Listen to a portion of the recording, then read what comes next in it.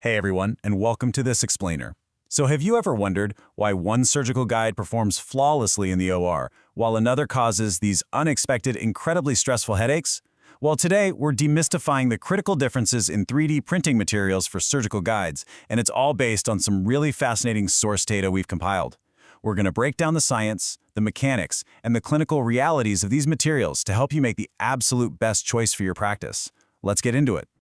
Okay, let's dive right into this. We aren't just talking about printing simple models here, right? We are talking about actual patient outcomes. When you consider that a guide shifting even slightly can cause long-term complications, things like bone resorption or a prosthetic misfit, it immediately grounds us in the clinical reality of what we do. A poorly made surgical guide, or honestly just one printed with the wrong material, isn't just a minor inconvenience. It's a severe clinical risk. You see, a surgical guide is not just a piece of plastic. It is literally the foundational blueprint for a successful surgery. The material choice you make in the lab affects every single aspect of that guide's journey. I mean, from the moment it cures in the printer to its fit on the patient's arch, all the way to its overall clinical usability in the surgeon's hands. If you get this choice right, the surgery just flows. But if you get it wrong, you're fighting your tools instead of focusing on the patient. So here is our roadmap for today. We'll start with the high stakes of surgical guides. Then we'll compare resin versus nylon guides. After that, specialty materials and biocompatibility, navigating sterilization and safety, a full arch case study, and finally, quality control best practices. Starting with Section 1, the high stakes of surgical guides and exactly why material choice matters. Material selection basically dictates three foundational pillars of your practice. First up is clinical accuracy. The right material holds its shape perfectly, preventing that disastrous bone resorption we talked about just a minute ago. Second is mechanical stability. In a busy clinic, a guide is going to get handled, it's going to get manipulated, and it's going to get stressed. Your material has to withstand that physical handling without cracking right there in the operating chair. And third, workflow efficiency. The material you choose fundamentally impacts your print speed and your post-processing requirements. That ultimately speeds up or, completely bogs down your lab's overall production efficiency. Moving on to Section 2, resin versus nylon guides. This is the big head-to-head clash. Now, what's really interesting about this slide is that this is the exact matchup every digital lab manager and clinician has to navigate. On one side, resin is the undisputed champion of dimensional accuracy. It undergoes minimal shrinkage during the curing process, which makes it absolutely vital for cases like single implant placements where micron-level precision is just non-negotiable. But on the other side, nylon is kind of like the gymnast of the group. It's slightly less accurate, sure, but it offers incredible flexibility. Nylon is incredibly useful for guides that are going to require repeated handling, seating, and unseating over really complex topographies. And those traits directly translate into real-world mechanical realities. Because resin is so rigid and highly accurate, the trade-off is that it's brittle. If a clinician drops a resin guide on a hard tile floor or forces it a bit too aggressively onto an arch, it can crack. Nylon, conversely, is flexible and impact-resistant. It's basically the rugged survivor of the two. It can withstand the minor mechanical stress of surgery, meaning it won't betray you by snapping right when you're ready to place the drill. All right, Section 3, specialty materials and biocompatibility. Let's look beyond the basics. Before we even look at other materials, we have to define an absolute non-negotiable standard, and that is biocompatibility. This isn't just technical jargon, this is the law, and more importantly, it's patient safety.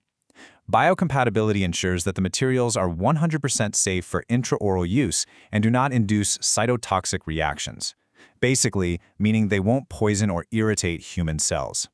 For any material to be used in a surgical guide, it must strictly comply with FDA guidelines and ISO 10993 testing protocols, which specifically cover irritation and sensitization. And this brilliantly illustrates the whole picture. When we map out these biocompatible materials, we see a really fascinating landscape. Beyond our standard resin and nylon, we have specialty options. Hybrid polymers, for example, offer a fantastic middle ground. They give you medium-high accuracy and medium flexibility for highly specialized guides. Then you have photopolymers, which offer incredibly high accuracy for capturing ultra-fine intraoral details, though they do remain quite rigid. Matching a specific clinical need to the exact right polymer requires understanding these specific trade-offs. Section 4, navigating sterilization and safety.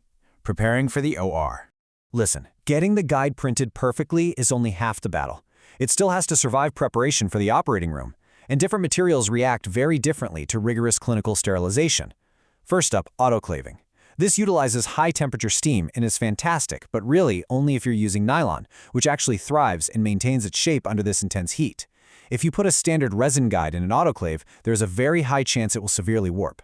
So, for resin, you generally rely on chemical sterilization, which is much gentler on the polymer structure and preserves that precise dimensional stability we need. Lastly, there's gamma sterilization, but that's primarily reserved for prepackaged, mass-produced guides.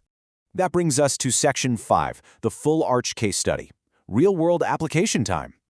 This is really the climax of our explainer. What actually happens when resin and nylon face off in a demanding, real-world full arch procedure? Think about what we've just covered regarding accuracy versus flexibility. Which one do you think comes out on top here? Well, the results are incredibly revealing. In this full arch case study, the resin guide provided vastly superior sleeve positioning. The precision was just unmatched.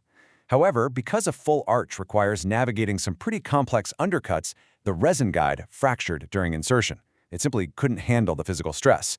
The nylon guide, on the other hand, it was slightly less accurate in its sleeve positioning, sure, but it flawlessly handled repeated adjustments, seatings, and unseatings without any damage whatsoever. What this proves is that there is absolutely no perfect one-size-fits-all material. Resin offers unmatched precision but carries a risk of breaking, while nylon trades just a tiny bit of accuracy for rugged, reliable durability. Let's move to Section 6 and see how this builds into quality control best practices, some actionable steps for your labs. Knowing the materials is great, but how do you actually operationalize this in your lab? Here is your actionable 4-step procedural checklist. Step 1. Dimensional verification.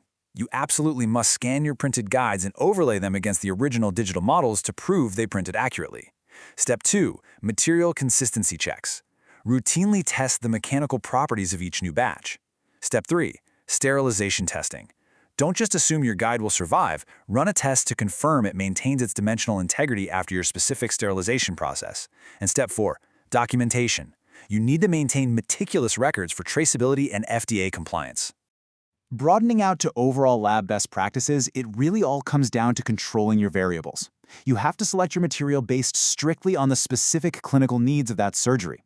You must maintain strict environmental controls during printing. Believe me, temperature and humidity can ruin a print before it even finishes. Furthermore, you have to train your staff on proper handling post-processing to avoid contamination or accidental deformation while the guide is still green. And, as always, track your material batches for continuous improvement.